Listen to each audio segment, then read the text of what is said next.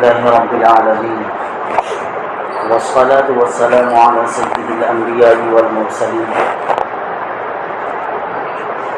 أما بعد فأعوذ بالله من الشيطان الرجيم بسم الله الرحمن الرحيم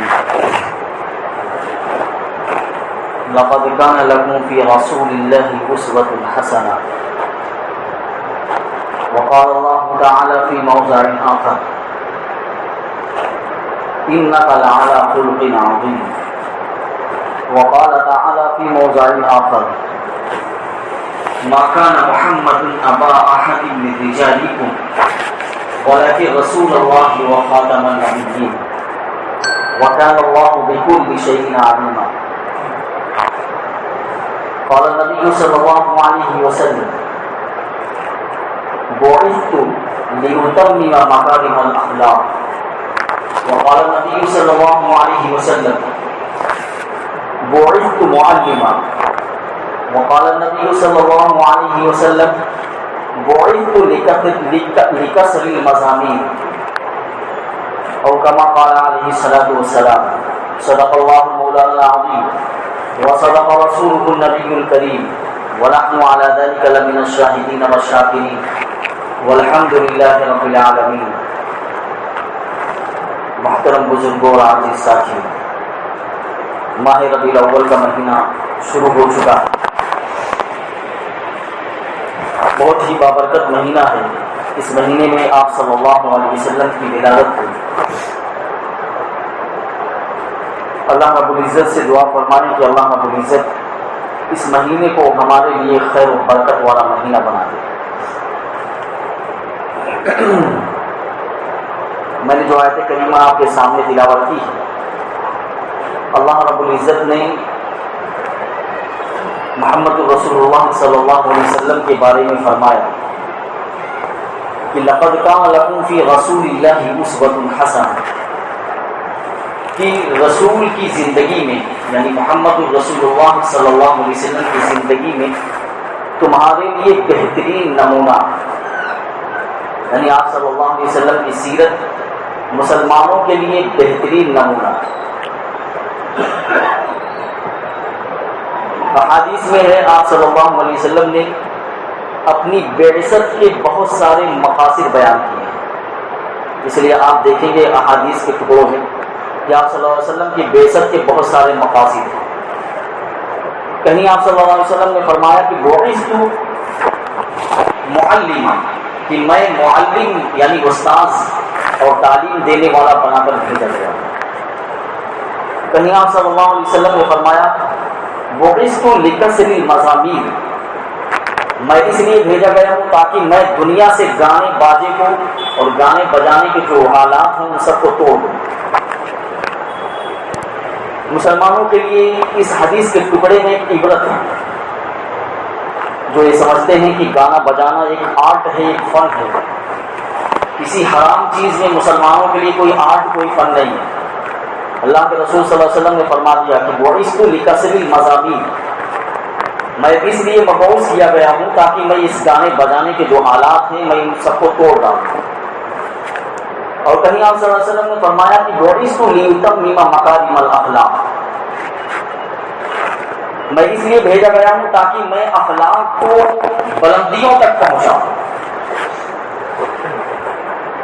علماء نے لکھا ہے کہ آپ صلی اللہ علیہ وسلم کی جہاں بہت ساری شناخت ہے، جہاں آپ صلی اللہ علیہ وسلم کی بہت ساری پہچان ہے، جہاں آپ صلی اللہ علیہ وسلم کی بہت ساری خصوصیات ہیں، ان خصوصیات میں سے کچھ ایسی خصوصیات آپ صلی اللہ علیہ وسلم کی ہیں جو بہت نمایاں، بہت اعلیٰ درجے کی ہیں۔ علماء نے لکھا ہے کہ ان خصوصیات میں سے ایک خصوصیت آپ صلی اللہ علیہ وسلم کی جو ہے، جو سب سے نمایاں خصوصیت ہے، وہ آپ صلی اللہ علیہ وسلم کے عالی اخلاق ہیں، یعنی آپ صلی اللہ علیہ وسلم کے اخلاق فاضلہ ہیں۔ یہی وجہ ہے کہ اللہ کے رسول صلی اللہ علیہ وسلم کے اخلاق کے بارے میں خود قرآن کریم نے اعلان کر دیا۔ سورہ قلم میں اللہ رب العزت فرماتے ہیں انک لعلی خلق عظیم، اے نبی آپ صلی اللہ علیہ وسلم، یعنی آپ کے بارے میں فرمایا کہ آپ اخلاق کی بلند چوٹیوں پر، یعنی آپ صلی اللہ علیہ وسلم کے اخلاق بہت ہی بلند ہیں، اس اخلاق تک کوئی نہیں پہنچ سکتا ہے۔ اور اللہ کے رسول صلی اللہ علیہ وسلم نے امت کو بھی اس کی تعلیم دی۔ بہت سارے مسلمان ہمارے ایسے ہیں جو یہ سمجھتے ہیں کہ نماز پڑھنا دین کا حصہ ہے، روزہ رکھنا دین کا حصہ ہے، زکوٰۃ دینا دین کا حصہ ہے، اسی طریقے سے حج کرنا جو ہے تو اس کے کیا کہنے، وہ دین کا حصہ ہے۔ لیکن بہت سارے کم لوگ ایسے ہیں جو یہ سمجھتے ہیں کہ اچھے اخلاق بھی دین کا ہی حصہ ہے۔ اللہ کے رسول صلی اللہ علیہ وسلم نے ایک حدیث کے اندر فرمایا، ایک عورت کے سلسلے میں آپ صلی اللہ علیہ وسلم سے سوال کیا گیا کہ ایک عورت ہے جو نماز پڑھتی ہے، روزہ بھی رکھتی ہے اور بہت ساری دین کے کام کرتی ہے، نفلیں بھی پڑھتی ہے، تہجد بھی پڑھتی ہے، یعنی جو زائد چیزیں ہیں دین میں فرض کے علاوہ وہ بھی انجام دیتی ہے، لیکن لوگوں کے ساتھ اس کے اخلاق اچھے نہیں ہیں، یعنی پڑوسیوں کے ساتھ اس کے اخلاق اچھے نہیں ہیں۔ آپ صلی اللہ علیہ وسلم سے پوچھا گیا کہ اس عورت کا حال بیان کر دیجیے کہ یہ عورت آیا جنتی ہے یا جہنمی ہے؟ تو آپ صلی اللہ علیہ وسلم نے فرمایا کہ ہی فی النار، یہ عورت جو ہے جہنمی ہے۔ حالانکہ آپ صلی اللہ علیہ وسلم کے سامنے جو اس کی عبادت کا تذکرہ کیا گیا کہ وہ نماز پڑھتی ہے، روزہ بھی رکھتی ہے اور زائد عبادت بھی انجام دیتی ہے، یعنی نفلی عبادت بھی انجام دیتی ہے، تہجد بھی پڑھتی ہے، تو آپ صلی اللہ علیہ وسلم نے یہ نہیں کہا کہ ٹھیک ہے کوئی بات نہیں، یہ ساری چیزیں کر رہی ہیں، اگر اخلاق اس کے برے ہیں تو کوئی بات نہیں ہے، جو زائد چیز ہے یعنی نفلی جو عبادت کر رہی ہے اس سے اخلاق کی کمی پوری کر دی جائے، یا اس کی جو تہجد ہے اس تہجد سے اس کے اخلاق کی کمی کو پورا کر دیا جائے۔ نہیں، آپ صلی اللہ علیہ وسلم نے فوراً فرمایا کہ ہی فی النار۔ دوسرے کے بارے میں پوچھا کہ دوسری عورت کے بارے میں کہ ایک عورت ہے جو فرائض تو ادا کر لیتی ہے، یعنی جو اللہ رب العزت نے جو فرض کیا 5 وقت کی نماز وہ پڑھ لیتی ہے اور روزہ بھی رکھ لیتی ہے، لیکن جو زائد چیز ہے تہجد وغیرہ اور نفلی عبادت انجام نہیں دے پاتی، لیکن اس کے اخلاق پڑوسیوں کے ساتھ، لوگوں کے ساتھ بہت اچھے ہیں۔ آپ صلی اللہ علیہ وسلم سے پوچھا گیا کہ اس عورت کا حال بیان کیجیے۔ آپ صلی اللہ علیہ وسلم نے فرمایا کہ ہی فی الجنہ، یہ عورت جنتی ہے۔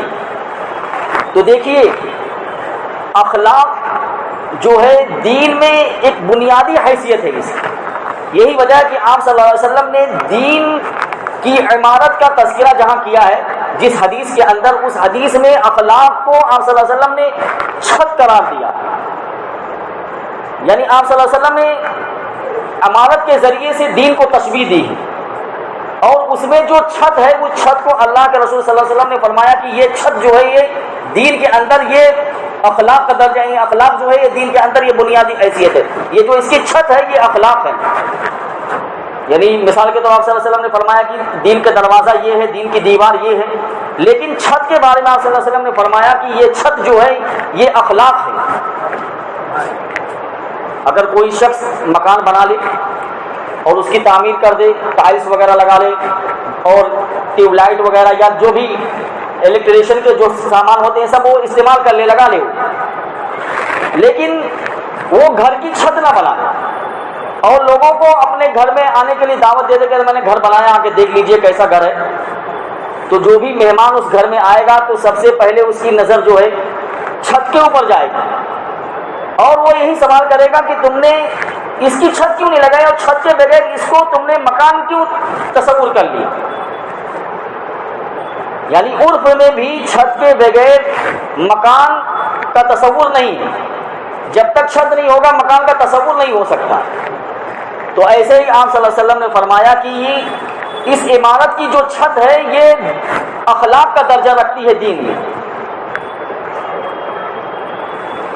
ہم شہر میں رہتے ہیں اور ماشاءاللہ فلیٹ کے اندر رہتے ہیں، ہمارے دائیں بازو بھی فلیٹ ہیں اور اوپر نیچے بھی مطلب فلیٹ ہیں، first floor, third floor, fourth floor, یعنی ہم اوپر نیچے رہتے ہیں. ہم دیکھتے ہیں کہ ہمارے دائیں بائیں بھی جو ہے بلڈنگیں ہیں، فلور بنے ہوئے، یعنی مکان بنے ہوئے ہیں. ہم اس طریقے سے اس میں رہیں اور ہمارا اخلاق اس طریقے کا ہو کہ ہم سے کسی کی ذات کو کوئی تکلیف نہ پہنچے. ہم ممرہ میں دیکھ رہے ہیں کہ اگر بلڈنگ سے گزر رہے ہیں آپ، کھڑکی سے ایک کچرا آیا تھیلی کا اور آپ کے اوپر گر گیا. ہوتا ہے کہ نہیں ہوتا ہے؟ میرے ساتھ تو بہت مرتبہ ہوا. بلڈنگ سے ایک تھیلی کا کچرا آتا ہے اور گر جاتا ہے. اب ان کو کون سمجھائے؟ کچرا بھائی پھینکنے کی جگہ یہ نہیں ہے.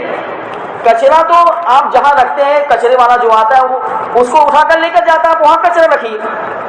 اور بہت سارے لوگ ہیں کہ کچرا اپنے گھر سے اٹھایا اور دوسرے کے دروازے پر ڈال دیا. اگر ان کو سمجھاؤ کہ نہیں آپ تو یہیں پھینکیں گے، ٹھیک ہے بھائی آپ کچرا پھینکیے وہاں، لیکن یاد رکھیے کہ کل قیامت کے دن یہی آپ کا کچرا آپ کے انجام کا سبب بنے گا کہ آپ کا انجام کیسا ہوگا آخرت میں. یہ آپ کے انجام کے خاطر یہ کچرا بھی آپ کے اعمال کے ترازو میں تولا جائے گا. اس لیے دوستو اخلاق کی دین میں بڑی اہمیت ہے، اور اللہ کے رسول صلی اللہ علیہ وسلم نے یہ اخلاق جو ہے صحابہ کرام کو بھی سکھائے. لوگ کہتے ہیں کہ اسلام، دین اسلام جو ہے تلوار کی زور سے پھیلا، حالانکہ ہم کہتے ہیں کہ دین اسلام تلوار کی زور سے نہیں بلکہ دین اسلام آپ صلی اللہ علیہ وسلم کے بلند اخلاق سے پھیلا ہے، صحابہ کرام کے اخلاق سے پھیلا ہے. تلوار کا استعمال تو بہت کم ہوا ہے، جہاں ضرورت ہوئی وہاں تلوار کا استعمال ہوا، لیکن اکثر صحابہ کرام کے اخلاق اور نبی صلی اللہ علیہ وسلم کے اخلاق سے دین پھیلا ہے. لوگ یہ تعصب دینے کی کوشش کرتے ہیں کہ دین اسلام تلوار کے زور سے پھیلا. ان کے پاس ایسے ایسے بہادر جنگجو تھے اور باقاعدہ انہوں نے نام لکھ رکھے کہ ان کے پاس خالد بن ولید جیسے شخصیت تھی، اور سعد بن وقاص جیسی شخصیت تھی، اکرمہ بن جہل کی جیسی شخصیت تھی، عمر جیسی شخصیت تھی. اور یہ بڑے بڑے بہادر اور یہ جنگجو قسم کے لوگ تھے. یہ جہاں جہاں بھی گئے انہوں نے اپنی تلوار کی زور سے اور اپنی تلوار کی طاقت سے انہوں نے ملک کو فتح کیا. یہ بہادری کے قصے بیان کر کے کوئی ہمارے اوپر احسان نہیں کر رہے ہو کہ ہمارے پاس بڑے بہادر نہیں، بلکہ وہ دین اسلام کی جو شناخت ہے اس شناخت کو مٹانے کی کوشش کر رہے ہیں. کیا ہے دین اسلام کی شناخت؟ کی اسلام تلوار کی زور سے نہیں بلکہ صحابہ کرام اور آپ صلی اللہ علیہ وسلم کے اخلاق عالیہ سے پھیلا.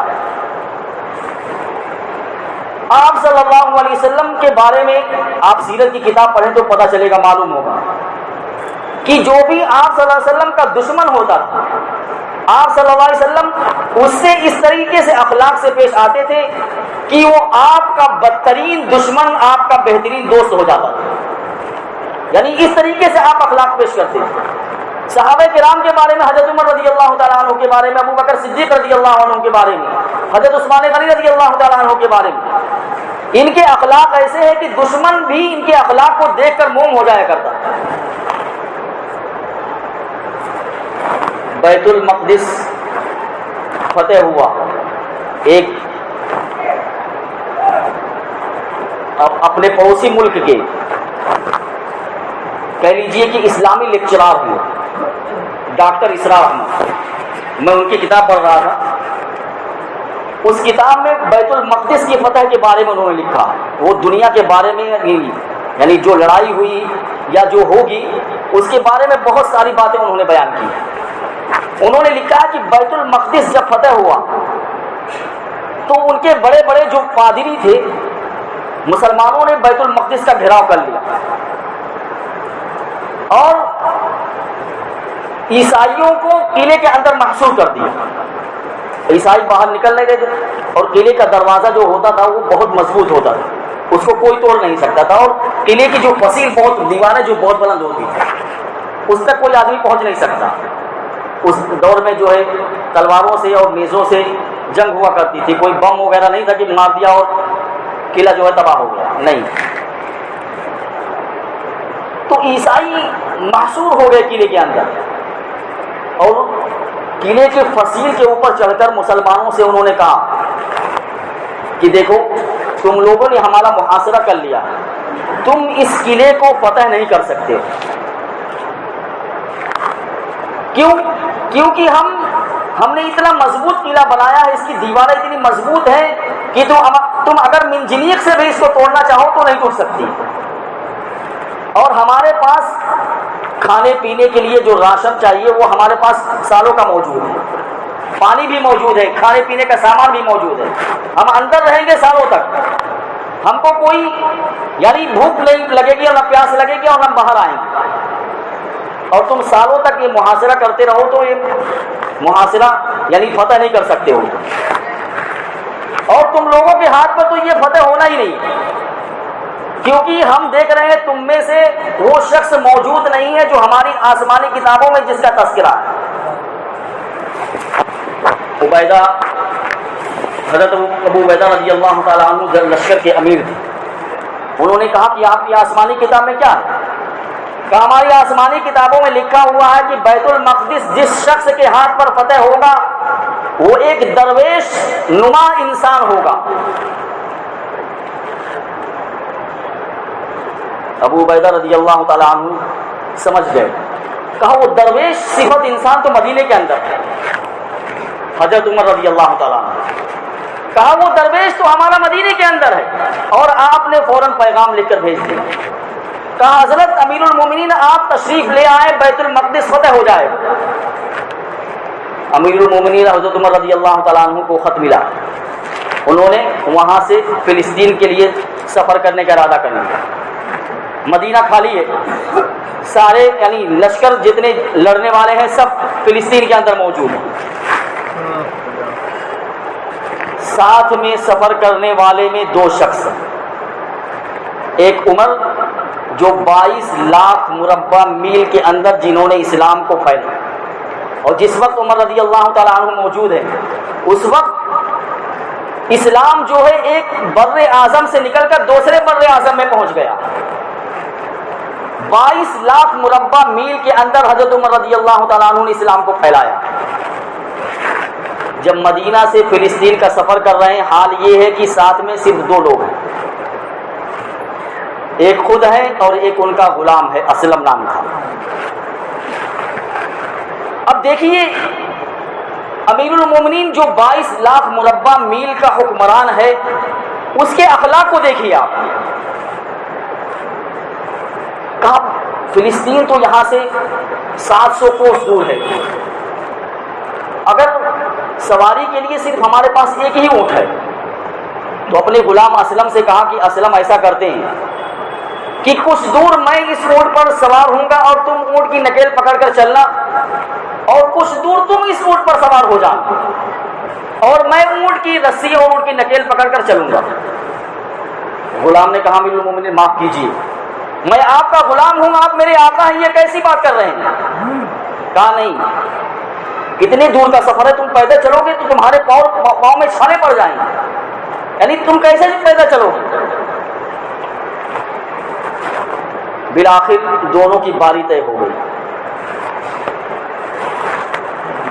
جب بیت المقدس کے قریب پہنچے تو اتفاق ایسا دیکھیے کہ امیر المومنین حضرت عمر رضی اللہ تعالی عنہ کی سوار ہونے کی جو باری تھی وہ ختم ہو گئی، اور غلام اسلم کی سوار ہونے کی باری آ گئی۔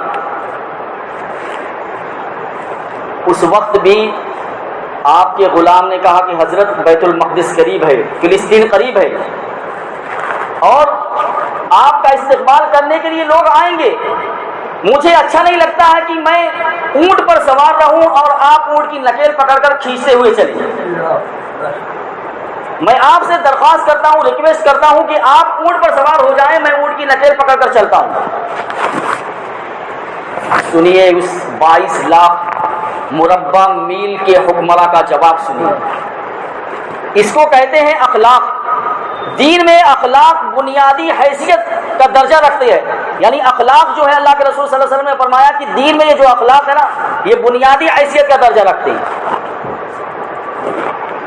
اس 22 لاکھ مربع میل کے حکمراں نے کہا کہ یہ تو تیرے اوپر ظلم ہوگا کہ ہم اپنی باری میں ہم نے سواری کی اور تیری باری میں بھی ہم سواری کریں، یہ تو تیرے اوپر ظلم ہو جائے گا۔ نہیں، تمہاری باری ہے، تم ہی سوار ہوگے۔ بیت المقدس قریب آ گیا۔ حضرت عبیدہ رضی اللہ تعالیٰ عنہ جو لشکر کے امیر ہیں وہ استقبال کے لیے آتے ہیں اور دیکھتے ہیں کہ امیر المومنین پیدل چل رہے ہیں، اونٹ کی نکیل پکڑ کر چل رہے ہیں، اور روایت تاریخ کے اندر لکھا ہوا ہے کہ شاید جوتے ٹوٹ گئے یا پھر جوتے کے اندر جو ہے پانی، بارش کے پانی کی وجہ سے یا کیچڑ کی وجہ سے جو ہے اس میں کچھ لگ گیا۔ تو آپ نے ایک ہاتھ میں جوتے بھی اٹھا رکھے، ایک ہاتھ سے اونٹ کی نکیل پکڑ رکھی ہے، دوسرے ہاتھ میں اپنے پیر کے جوتے بھی ہیں اور کپڑے بھی بالکل پرانے ہیں، پیوند زدہ کپڑے ہیں۔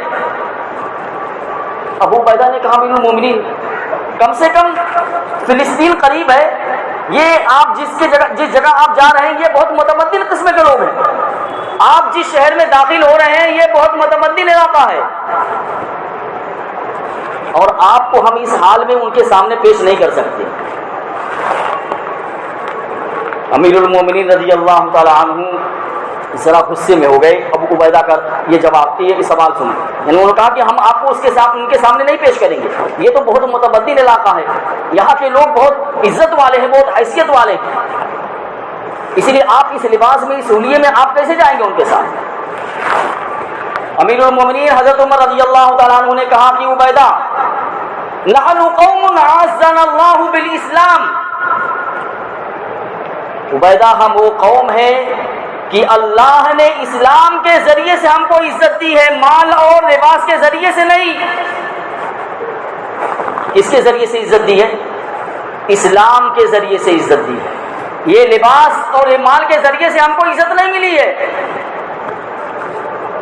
بالآخر ان کے بڑے بڑے درویش یا کہہ دیجئے لاٹ پادری یعنی قلعے کے دیوار پر چڑھ گئے اور دیکھا کہ یہ درویش صفت جو انسان آ رہا ہے، انہوں نے اپنے پادریوں اور دوسرے لوگوں سے کہا جو قلعے کا دروازہ بند کر کے بیٹھ گئے تھے، ان پادریوں نے ان لاٹ یعنی بڑے بڑے جو ان کے درویش تھے، علماء تھے، انہوں نے کہا کہ بیت المقدس کی چابی اس شخص کے حوالے کر دو۔